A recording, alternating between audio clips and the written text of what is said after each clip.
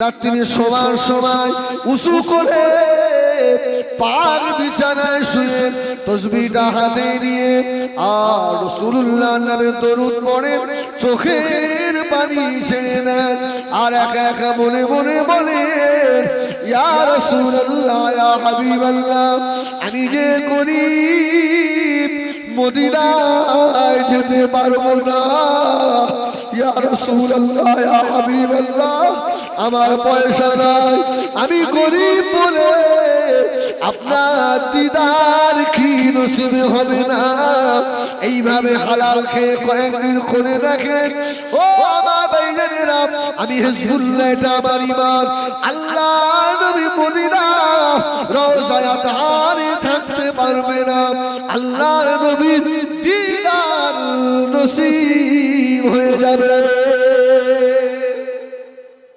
আপনাদের কি একটা ছেলে আছে আম ছেলে আরে বড় জামা গায়ে দিলেন দিদার হয় হ্যাঁ কত দাড়ি কাটা লোকের রাসূলুল্লাহর দিদার আছে জোরে বলুন সুবহানাল্লাহ। এই বেকি একটা ছেলে আছে তাকে দেখলে আপনি বুঝবেন না অনেক কষ্ট করে আমার ঘরে কি এমন এমন কথা সে বলছে সে তো আমার চেনে না আমি তো অবাক হয়ে যায় সেই জিনিস তৈরি করে পেয়ে যাবে আল্লাহর ওলি শুনবে আল্লাহর ওলিদের শানে নবীর শানে বেয়াদবি করবে মওতের সময় কলমা নসিব হবে না বাবা ও আমার বেগানেরা নবী আমার দিন ও দুনিয়ার বাদশা হাবিবুল্লাহ জনাবে মুহাম্মদুর রাসূলুল্লাহ সাল্লাল্লাহু আলাইহি ওয়াসাল্লাম আম্মা জান হযরত আয়েশা সিদ্দিকা রাদিয়াল্লাহু তাআলা আনহা হুজরা থেকে বার হলেন আল্লাহ নবী মদিনা মসজিদে নববীর দিকে যাচ্ছেন খুব মনোযোগ এটা কোন কিতাবে পাবেন আল বিদায়া ওয়ান নিহায়া এই রাসূলুল্লাহ মসজিদে নববীর দিকে যাচ্ছে তা রাসূলের নজর পড়ে গেছে একটা ইহুদির বাচ্চা শুনে ইহুদির ছেলে রাসূলকে ফলো করছে আমার রাসূল ইস্তেনজায় যাচ্ছে ও ফলো আমার রাসূলুল্লাহ মসজিদে নববীতে ঢুকছেন ও ফলো রাসূলুল্লাহ ওযু করছে ও ফলো একদিন দুদিন তিন দিন হয়ে গেল রাসূল ছেলেটাকে ডেকেছে এদিকে এসো আমার কাছে এসো কি ব্যাপার আমি তোমাকে দেখছি তুমি কয়েকদিন আমাকে ফলো করছো ব্যাপারটা কি বলো তো আহা ছেলেটা ঝরঝর করে কেঁদে ফেললো ইয়া রাসূলুল্লাহ ইয়া হাবিবাল্লাহ আমি মুসলমানের ঘরের ছেলে নয় ইয়া রাসূলুল্লাহ আমি কলমার ঘরের ছেলে নয় ইয়া রাসূলুল্লাহ আমি ইহুদি আমার মা ইহুদি বাবা ইহুদি ইয়া রাসূলুল্লাহ ইয়া হাবিবাল্লাহ আমি আপনাকে দেখতে এসে আপনার প্রেমে পড়ে গিয়েছি আপনার হাঁটাটা আমার ভালো লাগে আপনার ওযু করাটা আমার ভালো লাগে ইয়া রাসূলুল্লাহ আমার সব সময় মনটা চায় আল্লাহর নবীর নূরের মুখের পানে তাকিয়ে থাকি ইয়া রাসূলুল্লাহ হাবিবাল্লাহ আমার বাড়িতে ভালো লাগে না মা আমাকে ভালো লাগে না আমার সংসার আমাকে ভালো লাগে না ইয়া রাসূলুল্লাহ ইয়া হাবিবাল্লাহ সব সময় আমার মনটা চায় কখন আমি আমার দয়ার নবীর চাঁদ মুখখানা দেখবো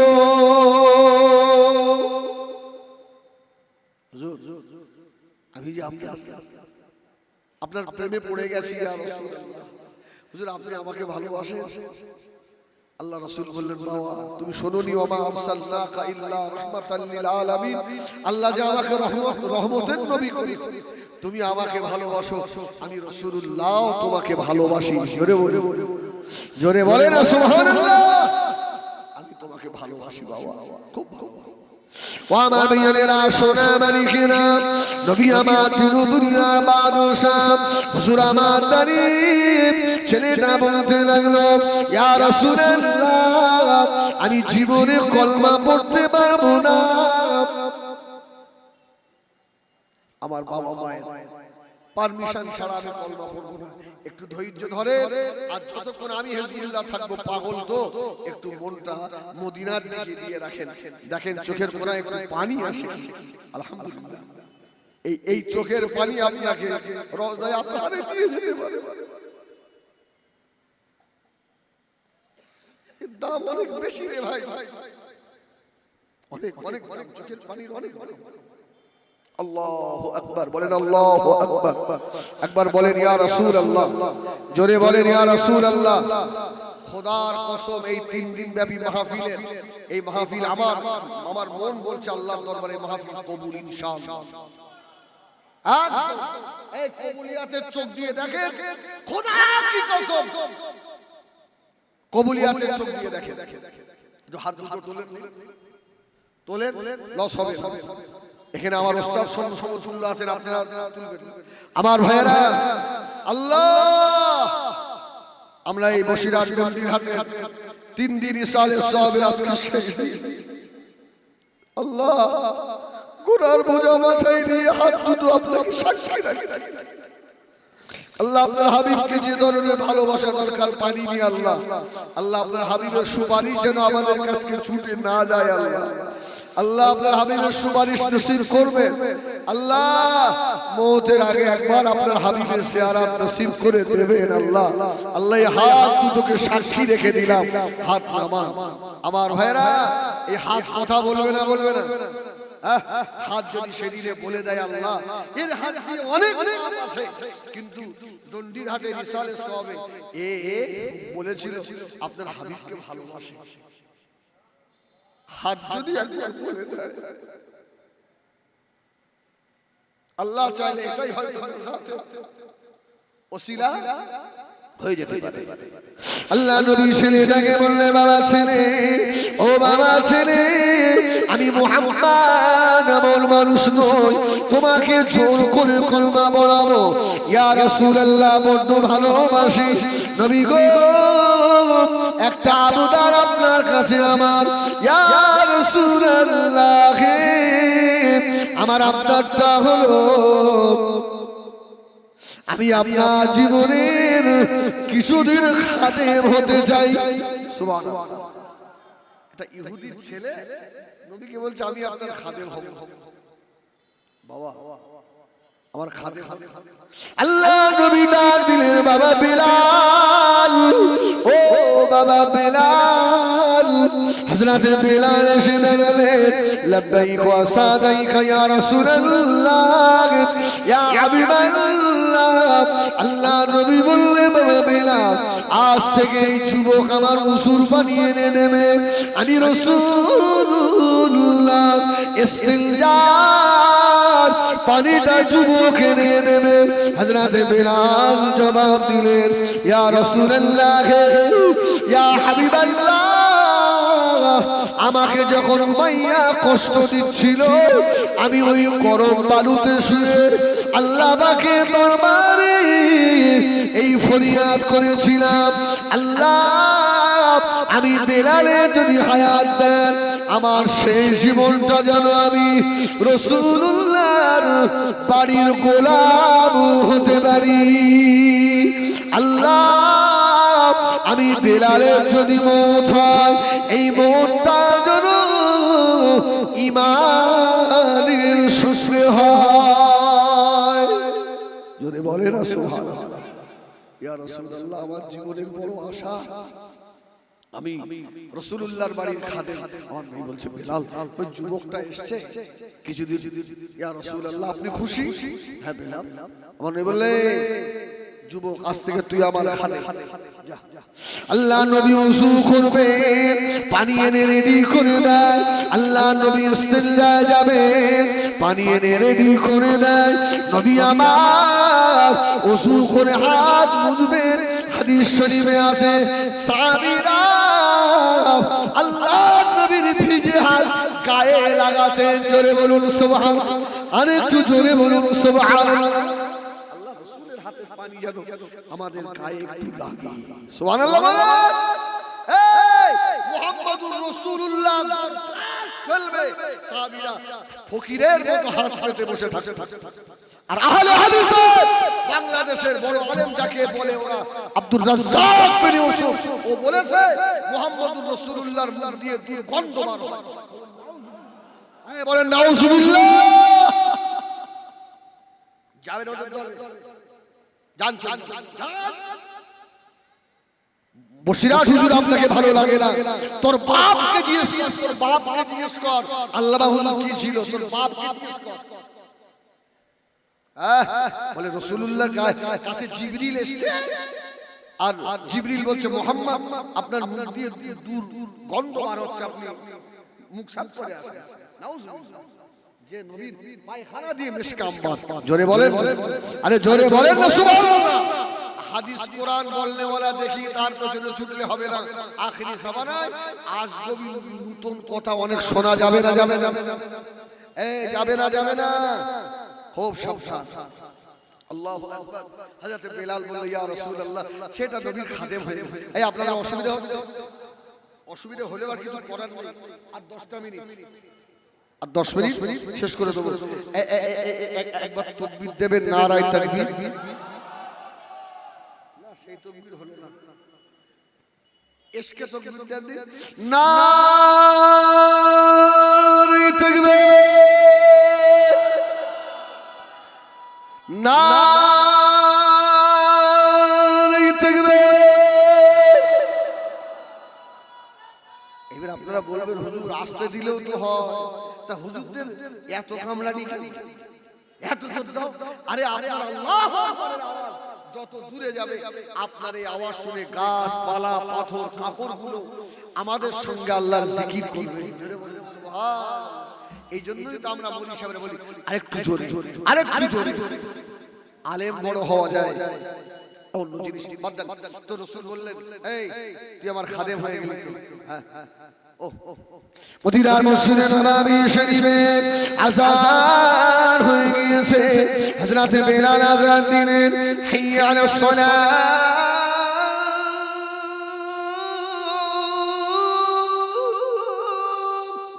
সুবহানাল্লাহ, সুবহানাল্লাহ। জামাতের সময় হয়ে গেল। আল্লাহ নবী মদিনার মসজিদে নববী শরীফে ঢুকবেন।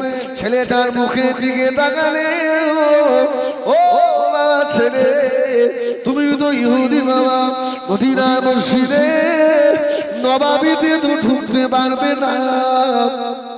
বাবা ছেলে, আমি নবীকে না দেখে থাকতে পারো না, তোমার কি একটু কষ্ট হবে না? সুবহানাল্লাহ। আমি তো নামাজের ইমামতি করব, তারপর তোমার হবে, তোমার একটু কষ্ট হবে না? খুশি ইয়া রাসূলুল্লাহ, কষ্ট হলেও কি করব, আমি তো মুসলমান, আমি তো ঈমান আনতে পারি। ইয়া রাসূলুল্লাহ, ইয়া হাবিবাল্লাহ, আপনি যখন মদিনার মসজিদে নববীতে ঢুকে যাবেন, আমি পাগল আমার রাসূলে পাকের নালাইন শরীফ, জুতো মোবারক দুটো, ইয়া রাসূলুল্লাহ, ইয়া হাবিবাল্লাহ, আমার বুকের সঙ্গে জড়িয়ে ধরে রাখবো, আর আমার মনকে বলবে একটু সবর কর, আমার রাসূল এখনই বার হবে। ও বাবাজিরা, মুসা নবীকে আল্লাহ বললেন, ফাকলান আলাইক ইন্নাকা বিল ওয়াদিল।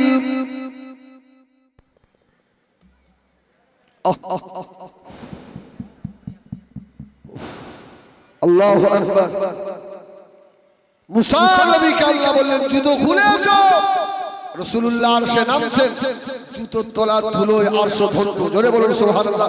আরে এটা বলার উদ্দেশ্য আমার এটাই, ইহুদির বাচ্চার বুকটা আমার মনে হয় আল্লাহর আরশের থেকেও দামি হয়ে গেছে। জোরে বলুন সুবহানাল্লাহ।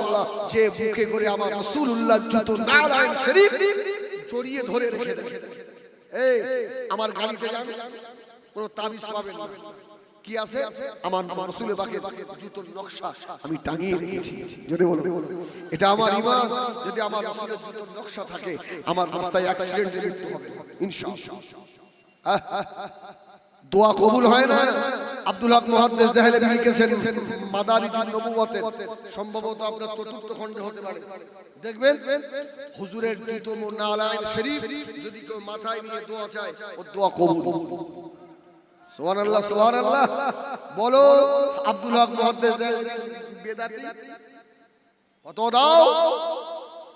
হুজুর বললেন রাসূলের জুতো মোবারকের নকশা যদি কেউ সঙ্গে নিয়ে দুর্গম রাস্তা সফর করে আল্লাহ রাস্তা সংকুচিত করে দেয়। জোরে বলুন সুবহানাল্লাহ।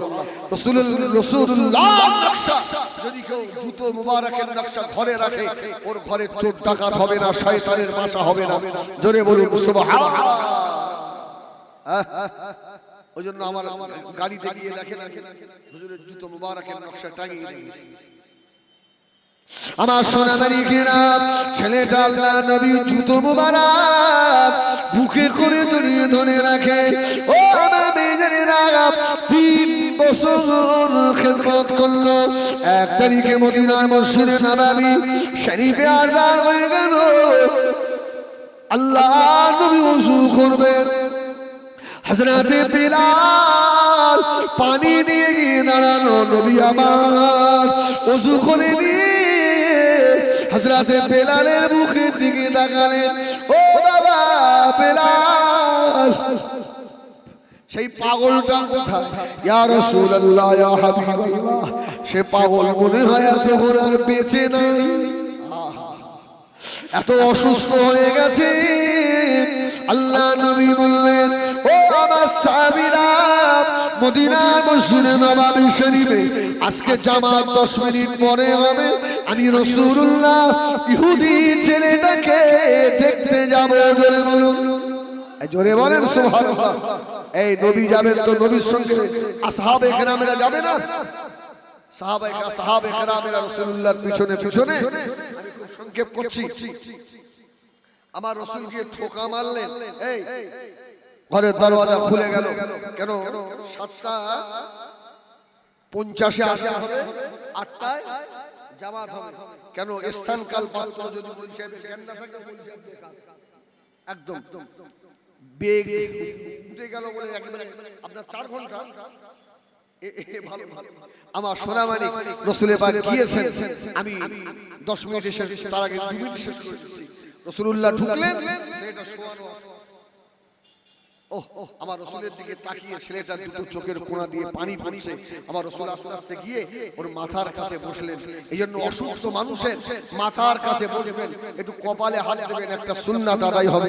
জোরে বলুন সুবহানাল্লাহ।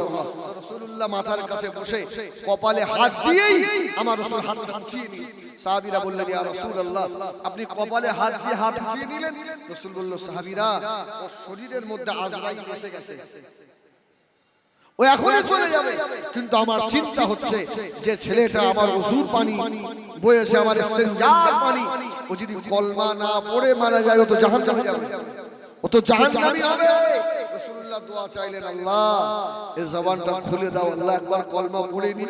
ছেলেটা আশহাদু আল্লা ইলাহা ইল্লাল্লাহ ওয়া আশহাদু আন্নাকা মুহাম্মাদার রাসূলুল্লাহ কলমা শাহাদাত পড়ে নিলেন।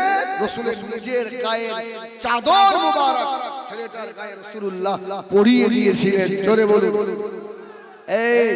এই যে আমরা বলি না রাসূলের পীরদের জুতোয় ফায়েজ থাকে, পীরদের জামায় ফায়েজ থাকে। অনেক কথা আমার ভাইয়েরা, এই জন্য কোন আতিল বাতিলের কথা নেবেন না। আমাদের সব সিলসিলার বড় বড় আলেম মাশাআল্লাহ, আপনাদের বসিরহাটকে আল্লাহ এত বড় নিয়ামত করেছে। আমার আল্লামা হুজুরের খাতিরে শোনেন, আমরা যখন দিল্লি, বোম্বাই বা বাঁকুড়া, মালদা, মুর্শিদাবাদ, পুরুলিয়ায় যাই, সবচেয়ে বড় বড় আলেমরা থাকে, তাবলীগ জামাতের বড় বড় আলেমরা থাকে, শাইখুল হাদিসরা। যেই শোনে বসিরহাট, আরে আমার নাম তো কেউ আর বলে না। যখন বলে 24 পরগনার আলেম, তার মানে বসিরহাট। আমার ঘরে মাল থাক আর না থাক, ওশালা আশপাশে আসবে, জানের মাল আছে। আর আমার তো খালি ভাঙা একটা খুশির দিন পার হয়ে গেছে।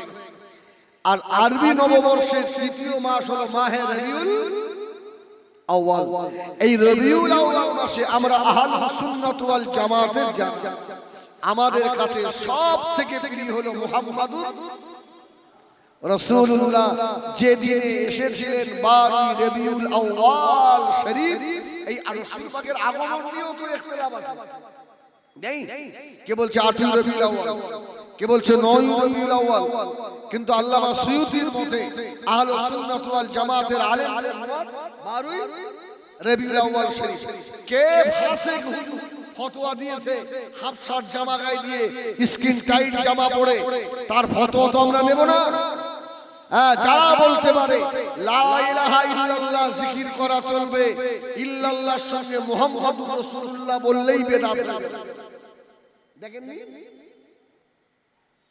যারা ফেসবুক ঘাটে দেখবেন গায়রিল মাগদুবি আলাইহিম ওয়ালাদ-দাল্লিন। কি আমার ভাষা মনে এদের আকীদা লা ইলাহা ইল্লাল্লাহ জিকির করো, মুহাম্মাদুর রাসূলুল্লাহ জিকির করলেই বেদাত হবে। আর কুল্লু বিদআতিন দালালা ওয়া কুল্লু দালালাতিন ফিন্নার। যারা বেদাতি সব গোমরাহি, আর যত গোমরাহি সব জাহান্নামী। তাই দাদা হুজুর জাহান্নামী, খাজা বাবা জাহান্নামী, মুজাদ্দিদ আল বেসারি হুজুর জাহান্নামী, বসিরাটি আল্লামা হুজুর জাহান্নামী, পানি গোবরা হাবেশ সাহেব হুজুর রাহমাতুল্লাহ আলাইহি জাহান্নামী।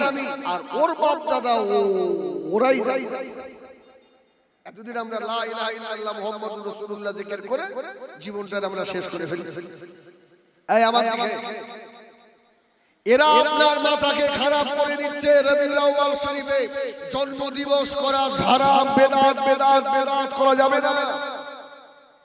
এইবার দেখেন মাথায় কি হবে, মানে পোকা ঢোকাচ্ছে।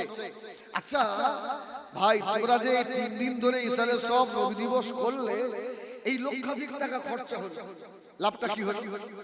বলে কেন আব্বা মার জন্য সব দোয়া করা হয়েছে, আমরা নবী দিবস করেছি, রাসূলুল্লাহর জন্মে আমরা খুশি হয়েছি। আচ্ছা ঠিক আছে। আচ্ছা রাসূল ইন্তেকাল হয়েছে কত তারিখে বলেন? বলেন 12 রবিউল আউয়াল। এইবার আপনার মাথাটা খারাপ করছে দেখেন। আচ্ছা তোমার ছেলে যদি আষাঢ় মাসের 10 তারিখে মারা যায়, তো সামনে আষাঢ়ের 10-এ তুমি কি ঢোল বাজাবা? তা নয়, ছেলে মারা গিয়ে এটা শোক, তা সেদিন তো কষ্ট হবে। আরে ঠিক আছে, তোমরা নবী দিবস করেছো ঠিক আছে, তাহলে রাসূলুল্লাহর আগমনটা খুশি, এটা আমরা মানি, এটা আমরা মানি। কিন্তু রাসূল তো 12 রবিউল আউয়াল মারা গেছে, তা সেই দিনটা তো তোমরা মানো না। আরে বোকা, হায়াতি খায়রুল লাকুম ওয়া মামাতি খায়রুল লাকুম। সুবহানাল্লাহ সুবহানাল্লাহ, দুটোই আমাদের করলাম। তাহলে রাসূল আপনি সরল মানুষ তো মাথায় ঢুকিয়ে দিল না সত্যিই তো নবী ওদিনে ইন্তেকাল হয়েছে, ওদিনটা দুঃখে, তাহলে এটা করা চলবে না। আরে রাসূলুল্লাহর মৃত্যু হয়েছিল এটা আমরা বিশ্বাস, এটা আমাদের ঈমান। আমার রাসূল সশরীরে মদিনা রওজায়ে আতহারে হায়াতুন নবী জিন্দা আছে। জোরে বলুন, এই জোরে বলেন সুবহানাল্লাহ। ওরা যতই বলুক ওদের কথা আমরা নেব একদম নয়। ফেসবুক মেসেঞ্জারে যেসব বাংলাদেশি ওয়েজ রাওয়াজ করে, বাংলাদেশ খুলনা থেকে আমার কত পরশু ওজনের দাওয়াত দেবেন, আমি তোমাদের দেশে আমি জুতো খাটি, আমার হিন্দুস্তান অনেক ভালো। আমি বলি কেন? আমরা সব ফুরফুরার মানুষ, আমরা সারসিনা হুজুরের ভক্ত, আমরা তোমাদের ওই স্টেজে জুতো ছুঁড়ে মারে না। আমি ওই জুতো খাট যেমন আমার হিন্দুস্তান অনেক ভালো, আমরা কবলিক করি, হালে হাদিস করি, আর যাই করি, আমাদের কেউ জুতো ছুঁড়ে তো মারে না। আল্লাহ মাফ করেন। এই শুনে আমার রাসূলের পাক হায়াতুন নবী, জোরে বলুন সুবহানাল্লাহ। মাথা কিভাবে খারাপ করে। আমার রাসূল ইচ্ছা করলে মদিনা রওজায়ে আতহার থেকে হজের মরশুমে হজ করারও ক্ষমতা রাখে। জোরে বলুন সুবহানাল্লাহ। একদম আপনাদের কয়েকটা দলিল শিখিয়ে দিয়ে আমি যেরকম হজ করি সেই দিকে যাব। এই যদি নবীরা কবর থেকে নবীদের রূহানি হালতে আসার ক্ষমতা না থাকে তো রাসূলুল্লাহ মেরাজে যাওয়ার সময় আমার রাসূল ইমাম হয়েছিলেন না হয়নি? মুক্তাদি হয়েছিল কারা?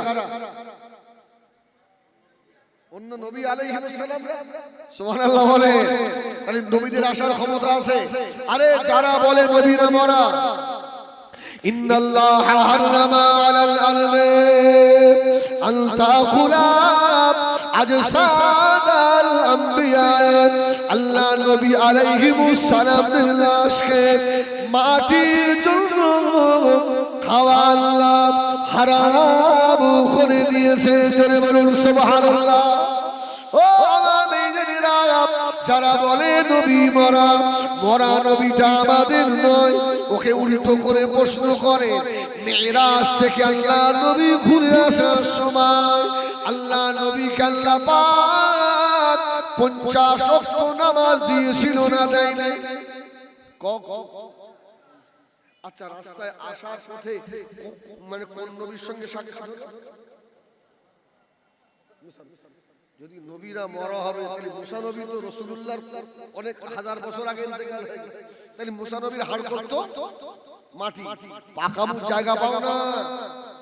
হ্যাঁ,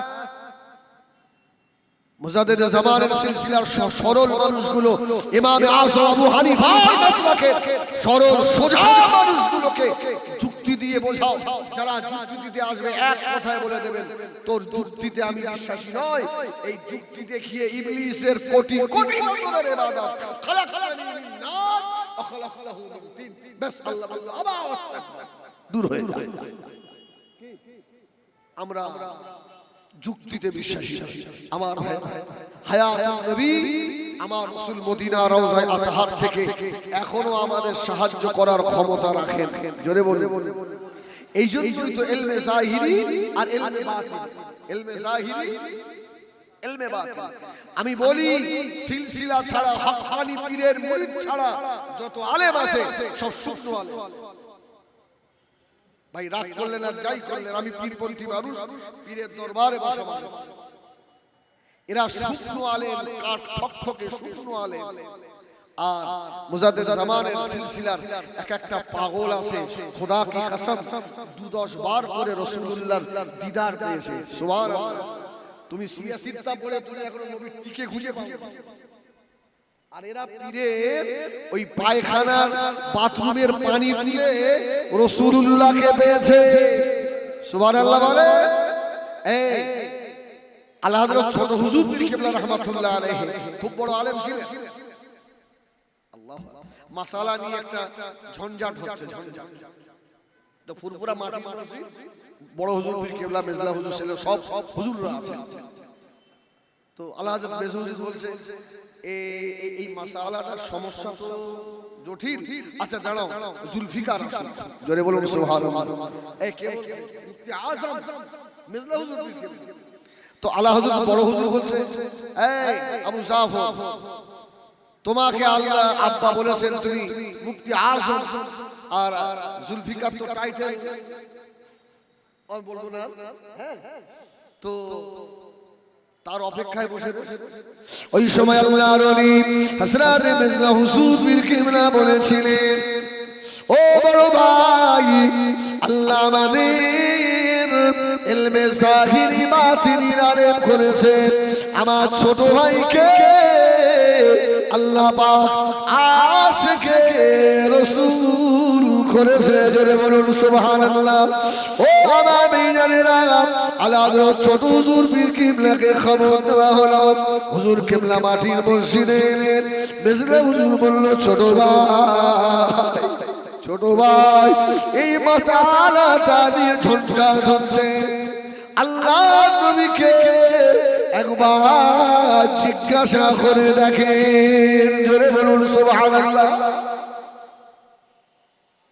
পাগল রে, তুই কি বুঝবি? আল্লাহ ছোট হুজুর পীর কিবলা রাহমাতুল্লাহ আলাইহি মাটির মসজিদে ঢুকলেন, দরজা বন্ধ করে কিছুক্ষণ পরে বার হয়ে বলছে, বড় ভাই, এই মাসালাটা এই হবে না এই হবে, আল্লাহ রাসূল আমাকে বলে দিয়েছেন। জোরে বলুন। আমরা ওইসব পাগলের ভক্ত। আমার সোনামানিকেরা জওয়ানেরা রাসূলুল্লাহর প্রেমিক হয়ে যান। এই রবিউল আউয়াল শরীফে প্রত্যেক দিন 1000 বার করে যেন দরুদ আপনার থাকে। খোদা কি কসম, দাম কথা নয়, আমি যেটা আমল করি না আমি সহজে আল্লাহ আল্লাহ তুমি শুনছো, আল্লাহ মিথ্যা কথা। 1000 বার করে দরুদ। এখন এইবারে যদি আপনি দরুদে ইব্রাহিম 1000 বার পড়তে যান, ও তো সেই সকাল থেকে জোর হয়ে যায়, বিরাট ব্যাপার না, সম্ভব? ওটা পড়তে হবে। কাদরিয়া তরিকার দরুদ পড়তে হবে, অনেক বড়। চিশতিয়া তরিকার দরুদ বড় মূল্যবান একটা দরুদ পড়েন, সাল্লাল্লাহু আলাইহি ওয়াসাল্লাম, সাল্লাল্লাহু আলাইহি ওয়াসাল্লাম, সাল্লাল্লাহু আলাইহি ওয়াসাল্লাম। মসজিদের এক কোণে বসে বসে চোখটা বন্ধ করে পড়েন আর চোখের পানি ছেড়ে দেন। খোদা কি কসম, আল্লাহ নসিব তাড়াতাড়ি আল্লাহ খুলে দেবে। জোরে বলুন সুবহানাল্লাহ। আমার ভাইয়েরা সোনামানিকেরা, মুসলমান ঘরে ছেলে হয়ে নবী দিবস করতে মানা করো, ইয়া নবী সালাম আলাইকা পড়তে মানা করো। ও আমার ভাইয়েরা, আব্দুল হক মুহাদ্দিস দেলভী রাহমাতুল্লাহ আলাইহি হুজুর আমার বললেন, আমার একটা নিয়ামত এমন আছে, আমি প্রত্যেক নামাজের পরে, প্রত্যেক ইবাদতের পরে মদিনার দিকে তাকিয়ে ইয়া নবী সালাম আলাইকা, ইয়া রাসূল সালাম আলাইকা, আমার নবীকে আমি সালাম দিই। আমি আব্দুল হক মুহাদ্দিস দেলভী জীবনের কোন আমল যদি আল্লাহ দরবারে কবুল না হয়, আমি আল্লাহ পাকের দরবারে এই আমলটার খাতিরে আল্লাহ পাক আমাকে নাজাত দিয়ে দেবে। ও আমার ভাইজানেরা, কিতাবটা উর্দুতে ছিল, বাংলায় হয়েছে। কিতাবটার নাম হলো আখবারুল আখিয়া। দেখেন খুলে, তাবলীগ জামাতের বাপ, ফুরফুরা ওয়ালাদের বাপ, আহলে হাদিসদের বাপ, বেরেলি ওয়ালাদের বাপ, আল্লাহর ওলি হযরতে আব্দুল হক মুহাদ্দিস দেহলভী। জোরে বলুন সুবহানাল্লাহ। আমাদের মতো 3 পয়সার আলেম দ্বারা কি মুজাদ্দিদ জামান আল্লাহ তাআলা হুজুর পীর কিবলা রাহমাতুল্লাহ আলাইহির মতো আলেম দেখান, আজকে সব উন্নত পথের হয়ে যাচ্ছে। যাও যা যেখানে খুশি যাও, তবে এটা আমার নিয়ে আল্লাহ মৃত্যুর আগ পর্যন্ত যেন আমার বসিরাত হুজুর, আমার উলামা হুজুর, আমার দাদা হুজুরকে আমি যেন না ছাড়ি। জোরে বলুন আল্লাহুম্মা আমিন। আল্লাহ যেন কবুল করে।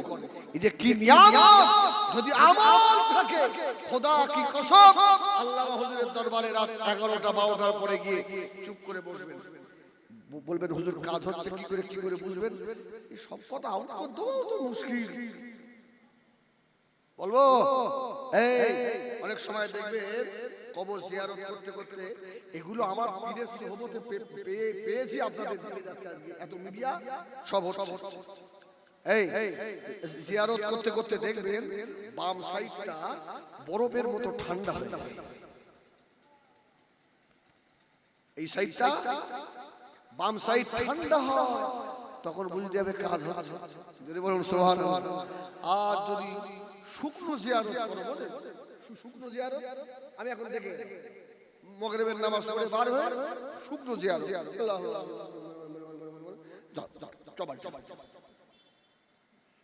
এটা হচ্ছে শুকনো জিয়ারত।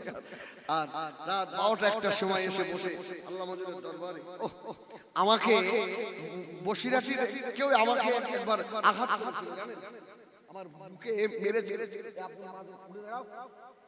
এই মাঝের ইটেন দিয়ে আমাকে মেরেছিল। খোদার কসম আমি কোনো অপরাধ করিনি, কারোর বিরুদ্ধে বলিনি।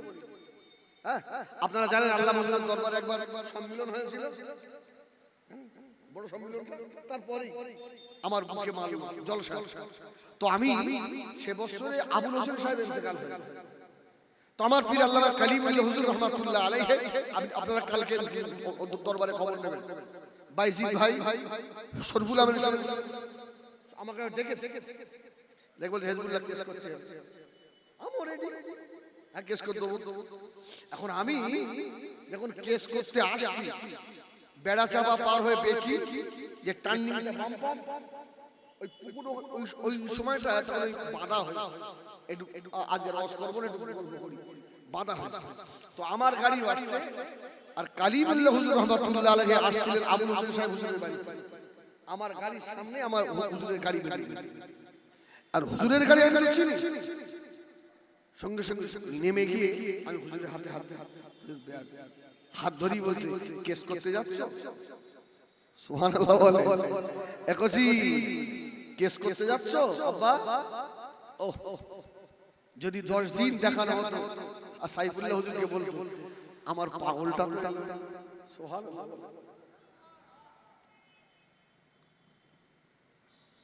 তো হুজুরের হাত ধরে আমি কেঁদে ফেলি, হুজুর আমার বুকে হাত দিয়ে হাঁটছে, আমার বাপ তোমার এখানে মেরে, এই জায়গাটাই মেরে। আমি বলি আব্বা আমার এখানে খুশি মেরে। এখন বলে যদি দুঃখ হয় আব্বা আমার সম্মুখে গেলে আর বেশি কিছু হয় না। তো বলছে তুমি কেস করতে যাচ্ছ? আমি হুজুর হ্যাঁ হ্যাঁ সবগুলো সাহেব হুজুর আমাকে ডেকেছে, বাইজিদ ভাই আমি যাচ্ছি। হুজুরের চোখ দিয়ে টপ টপ করে বাড়ি পড়ে আমাকে বলেছিল খোঁচি কারো বিরুদ্ধে কেস করো না বাবা, আমি কালিমুল্লাহ তোমাকে নিষেধ করছি।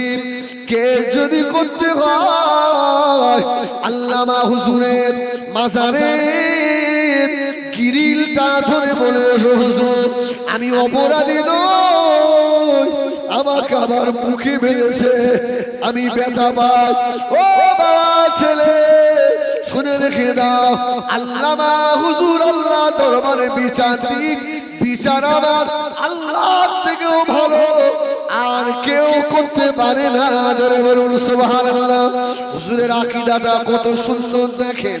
আমাকে বলছে কোচি বিচার তুমি কেস করবে, তাকেও ডাকবে তোমাকেও ডাকা হবে, আমার রাসূল পাকের সুন্নাত মাথায় নিয়ে আর কাঠ গড়ায় গিয়ে দাঁড়াবে, আমার দয়ার নবীর সুন্নতের বেইজ্জতি হবে। সুবহানাল্লাহ সুবহানাল্লাহ, আমার রাসূলের সুন্নতের বেইজ্জতি হবে। কেস যদি করতে হয় আল্লামা হুজুরের মাজারের গ্রিলটা ধরে বলে এসে হুজুর আমি অপরাধী নই, অমুক আমাকে আঘাত করেছে। আসার পরে সব খাতা কলম রেডি, লেখালেখি হবে। আমাদের মৌলভী সাহেব বসে আছে, বলো আমি তো আমার তো ওখান থেকে তো আটকে নিয়ে এসেছি। আরে পীরের কথা মানে ওয়াজিব মানতে হবে। তো বাইরে একজন আমরা রেগে যাচ্ছে, তা আমি এক কথাই বললাম দেখেন আমি কেস করতে আসছিলাম, হুজুর আমাকে কেস থানায় না করে এই দরবারে করতে বলে। জোরে বলুন সুবহানাল্লাহ। যে হুজুরের নাম করেছি সরফুল আলম সাহেব, মনির আলম সাহেব, বাইজিদ ভাই, আর কোন কথা হবে না। আল্লাহ তারপরে আল্লাহ দেখিও